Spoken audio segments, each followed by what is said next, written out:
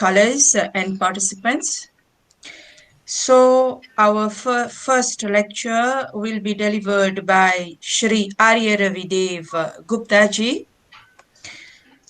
Arya Ravidev Gupta ji is a trustee and president of the Ekal Vidyalaya Foundation of India, which is engaged in the welfare activities of the tribal and rural population of India, running more than 1 lakh Ekal Vidyalaya for educating children, the adults, and striving for integrated village development through allied activities. He is the General Secretary of Ved Sansthan, New Delhi, an institute for research on Vedas. Also, a modest student of Vedas in this Sansthan.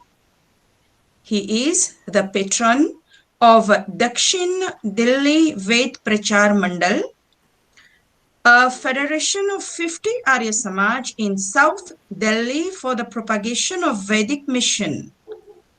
He is president of Arya Samaj, Safdarjung Enclave, New Delhi. He is engaged in opening and running scores of schools in slums and JJ colonies in Delhi NCR for free education to children with a view to counter the growing menace of juvenile delinquency. So now I invite Shri Arya Ravidev Gupta for his lecture. Thank you.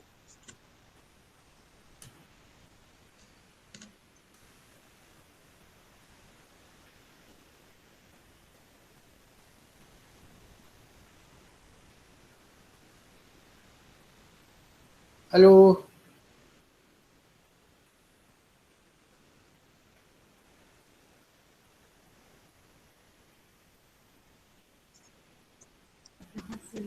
Hello.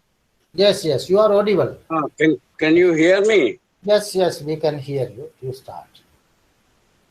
I really feel elated to have been invited by Dr. Ravi Prakash Arya today for participating in this symposium, this international webinar, discussing the relevance today of Satyarth Prakash, which has been authored by Maharshi Swami Dev Dhyanand way back in 19th century. And he has authored in 14 Samulas.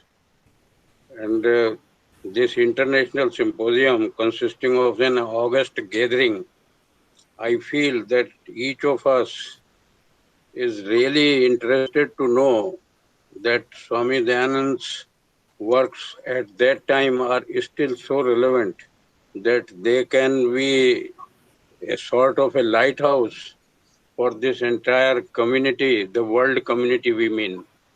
Because it doesn't belong to only Hindus. As we say, Vedas do not belong to Hindus only. They belong to the world community. And this is very surprising, or I should say unfortunate, that even after Swamiji had been exhorting all through his life that I have not created any new sect or new organization, but only thing is that I have only put light on the real truth, and that is that Satyarth Prakash connotes. So we know it that he put it in 14 chapters, envisaging all Vedic mandates for nearly every aspect of human life. So while he devoted the first chapter for explaining numerous names of the Almighty, second chapter has been devoted to the vast spectrum of the essential dictums of education of the children. Third chapter, obviously, that relates to Brahmacharya Ashram, where every child after 8 years of age has to be shifted to the Gurukul by the parents under the patronage of a Guru. And that child was expected to strive there for acquiring knowledge, strictly practicing celibacy till the age of adulthood. And the system of society at that time was that failure of parents in shifting as such would have invited certain penalties on them for such default. So that was the order of that day. Now comes the fourth chapter that in fact is our subject of elaboration today, where Swamiji ordains the brahmachari to return to his or her home back after completion of the studies. That is called Samavartan Sanskar, or in our modern times we call it a convocation ceremony. So once the studies are complete, the Guru was in a position to ask the disciple that now you go back to the society and start your own home with the blessings of all the elders that you have around. So naturally this was obviously essential for there become the active propellers of the Srishtikram through becoming financially self-reliant, produce children in due course of time, and then make them responsible beings for self, their family, the society, and the state. So besides producing and rearing their own progeny, the married couple is duty-bound to become a supporting pillar also for their family by serving the parents, their siblings, their relatives, and society at large. So in nutshell, this chapter outlines in details the code of conduct for Grihastha Ashram, right from the stage of marriage to the threshold of vanprastha, which now we'll be briefly visiting. I think the time allotted to me probably is nearly 50 minutes of an hour. So I will try to complete it within that period and say the main salient features that I will be touching, and if still time would be left, then I would be touching the other points which may not be that important. But so far as rules of marriage are concerned, this is something very important. And I think every person in this gathering also has to remember it, that the most appropriate age for marrying, as per Swamiji's assertion, is 25 years for the groom and 16 years for the bride. While at the same time, he has also said that a combination of 48:24 could probably be deemed to be the best. But that is in certain special, or I should say exceptional cases. But in most of the cases, the general age limit is 25-16. And at the same time, Swamiji also dwelt upon the point very in detail that premature marriage at early ages, it has to be prohibited. As per the Vedas, the Shastras, they do not allow it, but at the same time, it is duty of the state also that they prohibit such premature marriages, because the reproductive organs of the body that are not yet fully matured, and if at all such marriage takes place, it is more detrimental to the health of the bride. So now a point which Swamiji has been dwelling upon is something very peculiar in the present day society. Swamiji advocates for choice marriage. He says the marriage in any case must be done only with the free consent of both the boy and the girl. And even if the parents or the Gurukul are arranging and making support for all the logistic arrangements, even then it is their duty to seek free consent of both of the candidates, so that they have to live ever after happily. So naturally it should be with their choice. So he has also asserted that photographs of the boy and girl, they should be exchanged through the persons who are arranging it. And then the gun karm swabhav, that is the most important thing, which must be matched. These days we have seen that most of the parents, they go for Janm Kundali. Swamiji has always been, I should say, condemning this some sort of Janm Kundalis, because it has always been stressed that only the gun karma swabhav of both the persons should be the determinant factors. So he says it has to be there with their free consent, with their choice, and if personal interviews between them are also necessitated, they should also be facilitated before finalization of a marriage. A delicate point that Swamiji has dwelt upon is little bit, I should say, very surprising. He says the girl should have menstruated at least for a period of 3 years, say 36 times, before seeking a match for her. That probably he asserts only because that the reproductive organs should have been thoroughly matured by this time before the marriage takes place. So he stressed that even hunting for the groom, that should start only when this 3 years period is likely to be completed, not before that. Then he has put certain prohibitions also. The bride should not be of the same gotra as the groom's fathers, and not from at least 6 generations from his mother also. So such strict restrictions are provided in order to the much needed heterogeneity for best results. Because homogeneity in such cases always brings certain disaster. In our Islamic world, we have seen it, that they have not been observing such type of discipline. And I think I should not mince any word. They are the people who are the most diseased persons, only because of the homogeneity that we have been observing without any care. Then Swamiji advises that the girl should be married at a very distant place. They say duhita durhita. The fairer she is, the better adjustment in their married life, and at the same time a greater sense of longing for the paternal family sustains. I think it has a substance even today, because if the daughter is married at a distant place, naturally it brings, I think, welfare for both of them. Then he has very strongly stressed that no marriage should take place between incompatibles in terms of age, their qualifications, and other temperamental virtues also.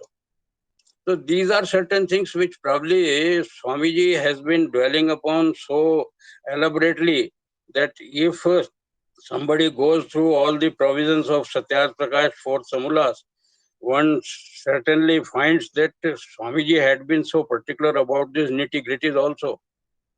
Then he has again made an assertion, a provision, that no children should be married in such families as are afflicted by the listed some sorts of 10 sorts of disqualifications, which probably the time would not permit me to enlist, but we can certainly go into the 4th Samilas to find out which are those sort of disqualifications.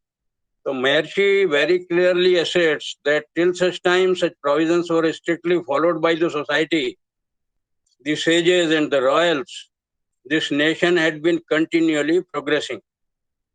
And from the time they started ignoring celibacy before marriage, premature marriages started taking place and parents started arranging marriages without any free consent of the children. It has always caused immense misery in the social fabric of our country. So Swamiji has been very candid in his approach in asserting the rules for marriage. Now we come to the next salient point that he has stressed upon is the Varn Vyavastha. We are very much conversant with the one shlok, Brahmano asya mukhmasid bahu rajanyah kritah uru tadasya yad vaishyah padabhyam shutro ajayate. This particular shlok has been a subject of very fierce debate among the people, only because they never knew its actual meaning. But Swamiji has given it. He says Varna Vyavastha should be followed strictly, religiously, and only because it has to be seen that the gun, karma and subhav are matching. So determination of one's Varna, he again says, it's not related to his birth, but the individual's present behavior, aptitude, accomplishment in terms of his studies, and that too at the time of marriage. So what is relevant is that the Varna has to be determined only at this important juncture of life when two people are joining together to establish a home. So that is the point when this Varna Vyavastha in our olden cases has to be practically activated now.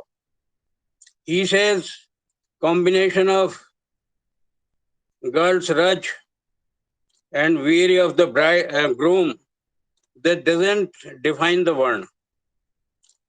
Because a noble Dvij, if he gives an example, if suppose he converts to a different order of religion, say he goes to Islam, he goes to Christianity, so would you still call him a Brahmin? No, because it only depends upon his aptitude, his behavior, his present setup, and the division of labor he has put his all the accomplishments into. So Swamiji has very much stressed that this Varna should be determined at the time of the marriage. And bride and groom, they should be of the same Varna, irrespective of their parentage.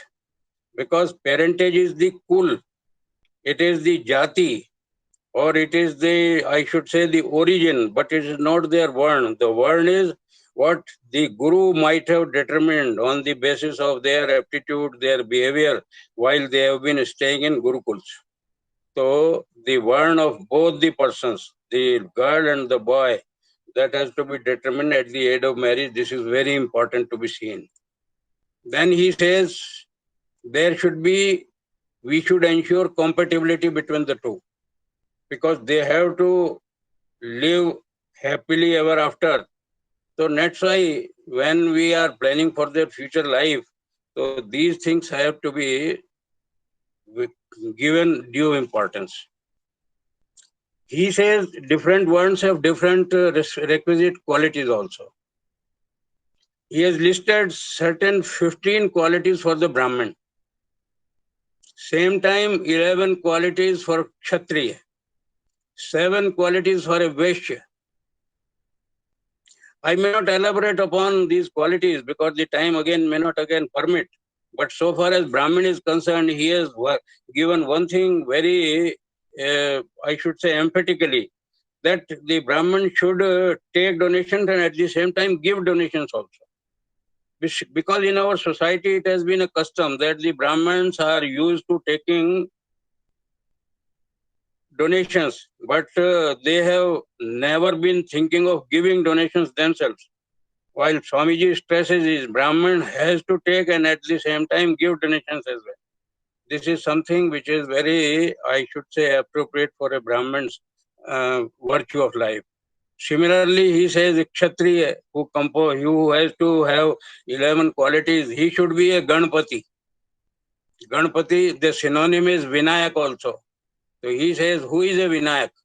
Vinayak is one who is a Vishisht Nayak. So who is the savior of the society, who is strong enough physically, at the same time doesn't see any unreasonableness or any unjustified things, even in his own presence. So he necessarily consists of the qualities a Kshatriya has. So that is one of those 11 qualities. Similarly, he says Vash is like a stomach in the body. He has to receive the whole food, but at the same time doesn't have to retain it.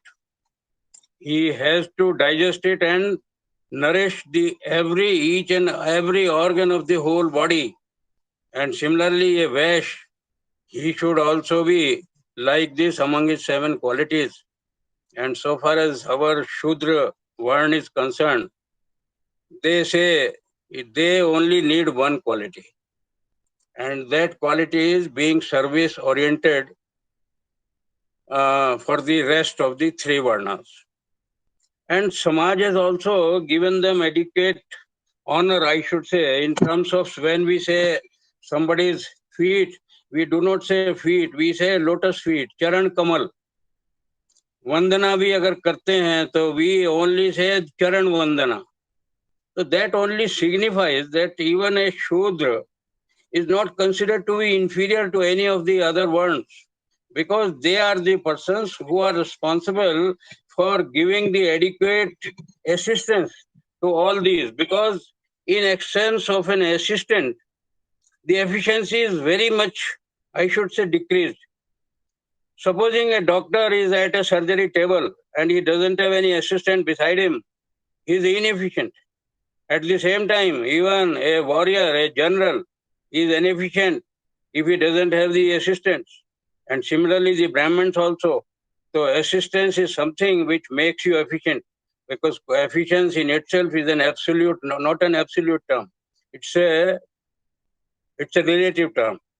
So that's why the Vedas, so far as concerned, this system of looking down them upon the Shudras, I think this is not acceptable to Vedas, and it is only because of the Puranic traditions that we have this untouchability and all that, and these sort of humiliations, that most of them have been deserting our own religion and going to those religions which apparently seem to be giving them much more honor. So who is responsible? We are responsible for their desertion, because we have not been following the dictums of our Vedas. Then Swamiji again provides that Vash needs to gain Vedic knowledge. He doesn't exonerate anybody except the Shudras. He says the Brahmins, the Kshatriya, the Vash, everybody should be accomplished with Vedic knowledge. They should marry and pursue their activities that is commensurate with their own varna. So he says that each and every varna, so far as the highest common factor is concerned, they should be knowing Vedas, their scriptures, their duties, and also there should be a sort of coordination among all these varna. Similarly, as our body organs, they all are activated in harmony with each other, and if any of them doesn't cooperate, the whole body is called disease. So similarly, this Rashtra Purush, this society again seem to be a body, and where every one is only an ingredient of it, and they have to work in harmony and in cooperation with each other, at total coordination. Swamiji again provides that Shudras should be expert in serving activities also. They should know how to cook well. They should be selfless and loyal and caring when tending to other people's needs. So, to sum up, all the four ones have to be in a coordinated manner. They should have mutual respect and supportive of each other through good or tough times to promote harmony and progress in the society. Then Swamiji again has listed the types of marriages. He says the marriages are of 8 types. And out of these 8 types, he says the Brahma Vivah is probably the most coveted one, but probably not practical too. Then Deva Vivah is a mediocre sort of it. And what we generally have in our families, that is called Prajapatya Vivah. That is general. At the same time, he warns against Arsh, Asur and Gandharva Vivah. These are mean types of marriages. While Rakshas and Peshach, they are the meanest type of it, because they involve forcible or fraudulent abduction and the seduction of the girl as well. So these are certain types of marriages that he has provided, which out of which I have already indicated. This Prajapatya marriage is a general one, which normally most of us in our society, they have been following it. Now Swamiji has been very particular about envisaging how to solemnize a marriage. he has been careful about discussing each and every small thing also. He says the convocation of the bride and groom from Gurukul and permission to return to their homes, that too should be accorded only after the finalization of the marriage prerequisites, which I have told you earlier. When the marriage is nearly finalization, that is the only time when they should be allowed to return from their Gurukul to their homes. Because Swamiji sees certain dangers. If they are released much before, then probably the sort of celibacy and the sort of discipline in life, probably that might have dented. So Swamiji is again very candid about it. Then he says the marriage, it could be performed either at the Gurukul or it should be performed, the best is at the bride's parents. He says a suitable day should be fixed, and for that matter, he has again stressed something which is surprising.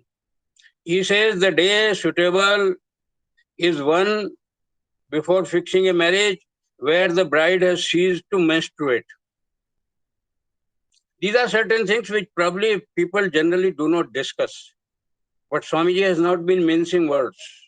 He is very, very particular about these things which relate to our, I should say, biological factors, which probably generally people desist from discussing. But Swamiji says that the date of marriage should be the same when the bride has ceased to menstruate. He says a Vedi should be made, which we call the Feras. So that should be made, and Panigrahana Sanskar should be observed. And that should be done as per the Sanskar Vidhi by certain learned Purohit.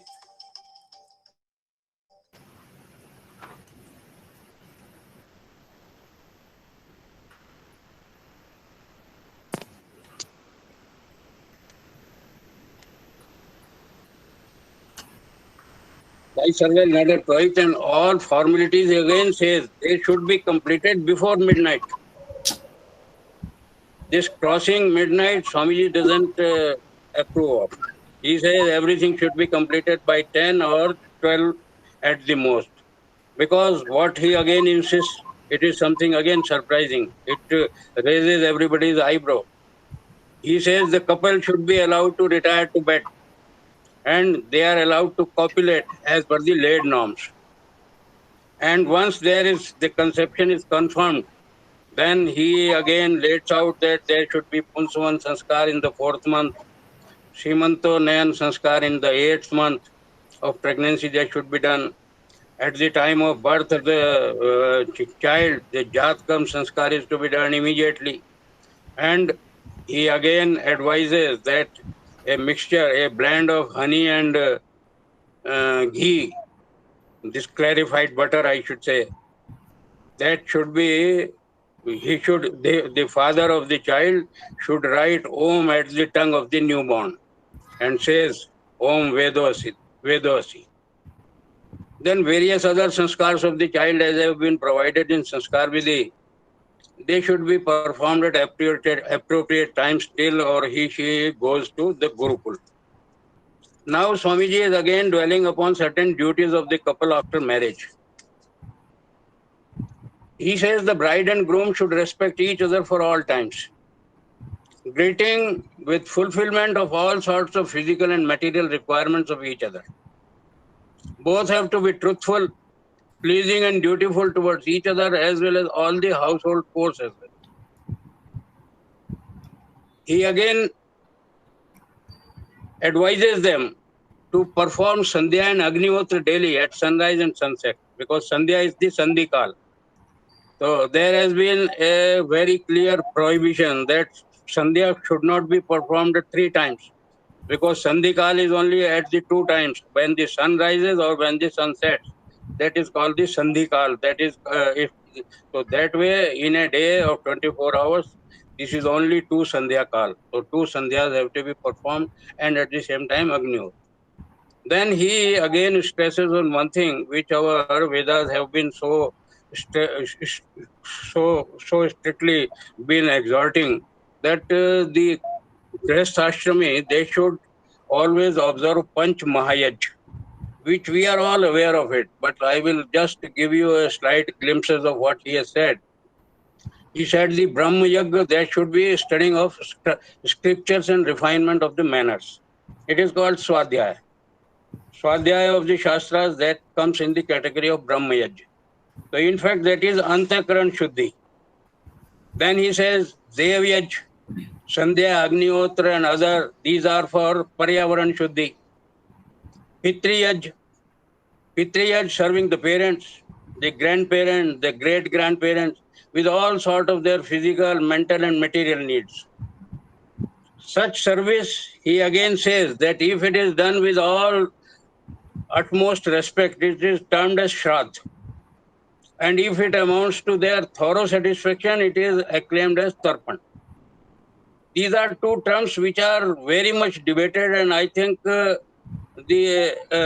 amount of knowledge the society has, probably it's very inadequate. And most of our societies who do not know much about Vedas, they say the Shraddha and Tarpan, they are just two words which are a taboo during the lifetime of the parents.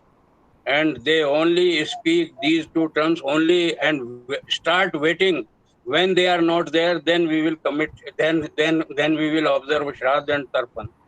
But Swamiji, as per Vedas, is very candid about it. He says Shraddha is only those services which are done with utmost respect, and that is possible only during the lifetime of the parents or the elders. And similarly, the Tarpan again. So these are two things which probably this August gathering has to think about it. And so far as the veracity of this particular point is concerned, we have to agree with Swamiji that any person only has the opportunity to serve his parents only till they are alive. And if they are no more, probably he has no means to serve them at all. It's only an eyewash and something befooling yourself and the whole society. Then he says we should go for Atithi Yaj. Atithi Yaj is again something which is called Pitri Yaj. Now we are serving the Pitars. Pitars mean the other elders which are of the age of our parents. They too are respectable. We should be serving, the couple should be serving them with all respect. And who are those people? They are those people who are occasional, unscheduled visitors. So that again for Dharma Raksha. Lastly, the Panch Mahayagya consists of Bali Vaishnudeyaj. That is serving the needy, the sick, the other animals, even the ants and all these small species, only through offering food from the kitchen as per the laid norms, and that too daily before eating. So these are certain duties of the married couple that Swamiji has again dealt upon with. Then he has given certain special advices as well. He says, if any family member gets or earns money through dishonest means or sinful means, he makes it very clear. Our Karmphal Vyavastha, it says only the doer has to enjoy the fruits of his karma. It may be bad or good. So Swamiji is very clear about it. He says who is the breadwinner of the family, naturally he should know if he earns money through dishonest means, and even if the whole family is enjoying it, it is only the doer, it is only that person who is earning that money by sinful means has to suffer from his Karmphal Vyavastha. So that's why everybody has to be very particular how he earns the money, whether from legitimate means or through illegitimate means. If he amasses wealth through illegitimate means, the family may enjoy, but he ultimately has to suffer. So any sensible person should desist from such illegitimate manners or types of earnings.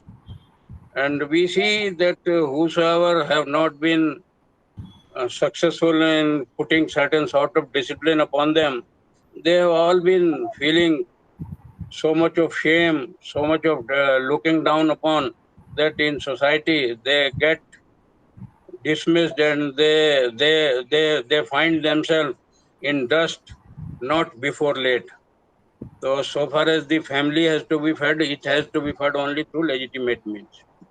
Swamiji again says the man and woman bonded together by marriage are duty bound to be faithful. They have to be faithful to each other, because this is the first condition of the marriage institution. They have to be supportive to each other, and not only supportive, they should be rather complementary to each other. So far as the Brahmin Varn couple are concerned, he says Brahmin men are supposed to educate the boys, and similarly their ladies, the Brahmani, they should teach girls to transfer knowledge to their next generation. That behoves of the Brahmin Varn couples. Similarly, students living in ashram, he says they should consider their gurus as their parents. And similarly, the teachers should also treat them as their own children. And duties of the teacher, again, Swamiji says, primary attribute of a student is, which a shlok we are very well conversant with. Sukharthine kuto vidya, vidyarthine kuto sukham. So he who pursues worldly comforts can forget about gaining knowledge. And he who pursues knowledge has to forget about worldly comforts. Swamiji again says the teachers must make diligent effort to encourage their disciples to be truthful, seekers of truth. They should be cultured, sober, physically strong, mentally patient, well behaved, and have a robust, healthy body, and have increasingly strong determination as they gain learning of all the four Vedas. So this all encompasses the expectations that Swamiji has from a guru in a Gurukul. He again says, once married, it is desirable that the man and woman do not stay apart from long durations, because that may lead to certain things which are not desirable. So that's why he suggests men preferably must take their wives along if traveling to far off places or different countries. It is something which is, I should say, it is told in very so simple terms, but I think it is very important. I have seen in business class families, people visiting for months together, not coming to their families. The whole family, the person who is traveling, who has to also feel certain inconvenience, and the persons left behind in the family, they too are not comfortable. And that a very prolonged separation for any cause, it may lead to certain sort of attractions which may not be desirable in a married life. So then again he says men and women must not have multiple marriages, especially among Brahmins and Vaishyan and Kshatris.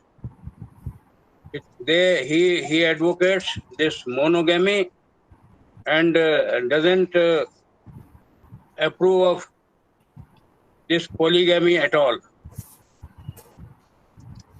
Now, there are certain special provisions which we are generally not very conversant about it. And Swamiji has summed up them in terms of Niyog Paddhati. It is very, I should say, something surprising that Swamiji has dwelt on these points also, which probably our society doesn't consider at all. He says in special cases of childless couples, adoption of a same caste child boy is encouraged to further the family tree. He approves of adoption, but at the same time he says it should be of the same caste. May not be of the Varn, because the Varn of child cannot be determined. It could only be the caste, because the parentage you know. But since you have adopted, so which couple has adopted, he will be considered of the same one if he acquires ultimately the same types of attributes. So here the one doesn't matter. So Swamiji is very accurate about it, that he should be of the same caste. Then in case of death of a spouse, either man or the woman, he says one may take recourse to Niyog for a limited object of having children to the maximum extent of 4. Even through Niyog Paddhati, Swamiji says children beyond 4 are not allowed, because 4 children was a norm of those days. Probably today we have nuclear families and only one child is there, and in few cases there are two children. But when this Satyarth Prakash might have been written, I think the 4 was a norm, and he has put a restriction that through Niyog Paddhati, it could be only to the maximum extent of 4. Now what he says, marriage and Niyog are different from each other. He says marriage are become to virgin candidates. The boy should not have been married earlier. The girl too should be a virgin. So if the both of them are virgins, then they are married. But in case of Niyog Paddhati, it is only practiced either by the widow or the widower. And since marriage is performed to obtain legal and social sanctity, similarly, Swamiji prescribes that Niyog also, similarly being governed by scriptural stipulations, that too is not considered adultery, and therefore it should not be a hidden affair. It should be celebrated with the same fervor as a marriage is celebrated. He again says Niyog is advised in only similar one, just in order to protect the DNA, that to keep at par. Next he says men and women are made by nature to procreate, following Vedic principles, either through marriage or Niyog, because Srishtikram has to continue. Niyog cannot be done with a virgin man or woman, as I said earlier also. Similarly, as marriage should be only between virgins, therefore remarriage should be only between people already married before. One very surprising term again comes up in terms of Devar. In our society, Devar is the younger brother of the husband. But Swamiji has a different sort of definition about Devar. And I think most of us probably may not be accustomed to learn about this definition. He says in social terms, we refer to younger brother, but as per the Vedas, Devar is the second husband of a widow. Either the younger or the elder brother of the deceased husband, or the person of the same or higher one chosen for Niyog. He could be any person. But who is the second husband of the same lady? He is considered Devar. Devar means Dvivar. He clarifies that if a widow remarries a particular person and then practices Niyog, then the child's paternity again is decided. Child's paternity shall be of the woman's husband, because it is during his lifetime. But if she does Niyog without remarriage, then the child is only hers. He further elaborates that any married couple may have up to 10 kids and only up to 4 through Niyog. So marriage, in a marriage wedlock, the extent of having children is limited to 10, and in case of Niyog, because it's a special provision, the extent of having the children, the number of children is restricted to 4. He again further says, if a man is unable to father a child, his wife can do Niyog to bear a child with his consent. Likewise, the husband of a non-fertile woman can also do the same with her permission. And he has given examples also. In Mahabharata, we know it. Kunti and Madri, they were the wives of infertile King Pandu. And they did Niyog as per the advice of their mother Satyavati. On death of his brothers Chitrangad and Vichitravirya, they did Niyog with their wives and fathered Dhritarashtra, and from Ambika, Pandu from Ambalika, and Vidur from the maid servant. So this he has given a very specified example, that Mahabharata we find such a event, and since it is sanctioned by the scripture, so there is nothing wrong about it, just in order to continue the Srishtikram and the Vanshavali. Then he has also again dwelt upon certain exceptions. In certain situations where the husband travels to distant places for long duration, he is again very, I should say, modern type of thinker. Here again at this stage, he says The wife is at liberty to do niyog to bear a child after waiting for 8 years. If there is no news about the husband for 8 years all in a stretch, the wife is at liberty to do niyog to bear a child. If he is traveling for any spiritual pursuits, in that case, she has to wait for 6 years and 3 years if he travels for business to earn money. So Swamiji that way is very considerate enough to, I should say, to cater to everybody's need, even the women, even the men as well. Similarly, a man can do niyog after 8 years of marriage if the wife is infertile. After 10 years, if the child born is still or short-lived. And after 11 years, if he has no son from his wife.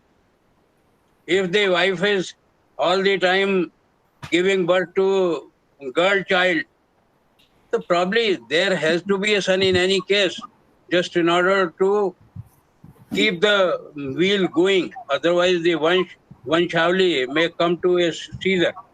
So Swamiji is very candid again about that. If there are 10 girls in a row, so he can go for a niyog to have a son.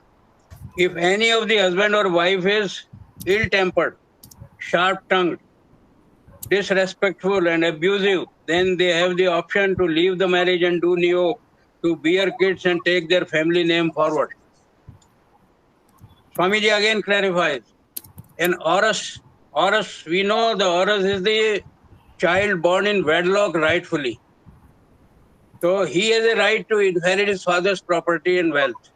And similarly, in niyog, the child's paternity or his right to inheritance that is defined on being kshetraj, in which kshetra he has taken birth. So he is also the inheritor of the properties of the woman's legal husband.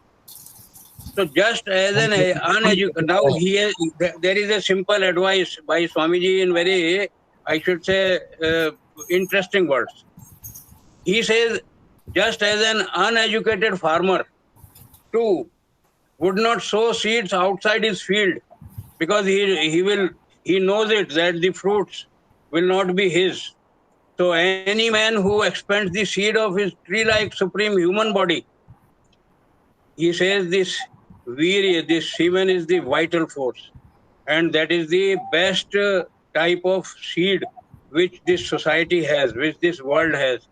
So human seed, he said, he will not expend the seeds of his tree-like supreme human body in women which are not their wives and neither their niyog partner. If anybody does it, in Swamiji's eyes, he is a fool of the highest order because he is only wasting his precious DNA. Now I come to the close and just elucidating why Grihastha Ashram is the greatest. We have 4 ashrams, we know it. Brahmacharya Ashram, Grihastha Ashram, Vanprastha Ashram and Sannyas. A marriage and adherence to its rules is of utmost importance to save society for disintegration or chaos, without which no one would rightly inherit anyone's name and property. Family as a new unit and its perpetuation would also vanish, since no one will care for the weak or the elderly. Overindulgence in irresponsible sex, like the incidents now we are finding galore, live-in relationships. He says overindulgence in such irresponsible means they only, I should say, they only shirk from the responsibilities of a wedded arrangement. So that's why they indulge in live-in relationship. But Swamiji says such site of overindulgence without any responsibility will only make them weak and short-lived as well. Now Swamiji again says a child is born only when the vital energies of every organ of parent's body and their hearts assimilate. That's why the child is considered to be the most precious and a valuable part of their heart and soul. And that's why no parent wishes to outlive their kids. So it is the duty of every person to try to achieve fame and riches. At the same time, strive to protect and increase the receipts such made, and then utilize such riches in welfare of the society and the nation in general. This Swamiji has laid down certain norms. If you start earning money, if you start earning fame, how you have to spend it. Now coming to the close, all the 4 ashrams have their own rules and individual importances. But everybody has to conquer, everybody has to concede that Grihastha ashram probably is the highest of all, because it is the central force and driving all the other ashrams. All 3 other ashrams, the Brahmacharya, the Vanprastha and Sannyas, all these are nurtured by it only through care, through the money earned, through the charity, the food, etc. Thus, the Grihastha ashram is considered to be the supermost.